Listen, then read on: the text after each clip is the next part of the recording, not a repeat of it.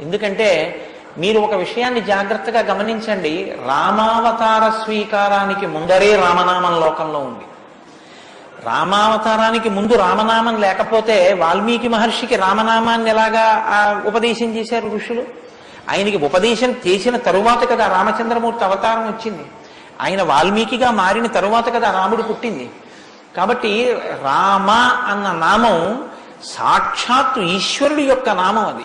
అది రమయతీతి రామ, లోకులనందరినీ రమింపచేసేటటువంటి నామం. అంతటి మహోత్కృష్టమైనటువంటి శీల సంపద కలిగినటువంటి వాడు రామచంద్రమూర్తి. అందుకే రామాయణాన్ని రామచంద్రమూర్తిని ఎంతకాలం మనుష్య జాతి ఆరాధన చేస్తుందో అంతకాలం మానవత్వం బ్రతికుంటుంది. ఏనాడు రామచంద్రమూర్తిని మరిచిపోతామో, ఏనాడు రామాయణం మనకు అక్కర్లేదని అంటామో, ఆనాడు మనిషిగా కనపడుతున్న మనుష్యత్వం చచ్చిపోతుంది, మానవత్వం చచ్చిపోతుంది, నరత్వం చచ్చిపోతుంది. అది పోయిన నాడు నరజన్మ యొక్క ప్రయోజనమే పోతుంది. అందుకే మీరు చూడండి, విష్ణువు దశావతారములను స్వీకరించారు.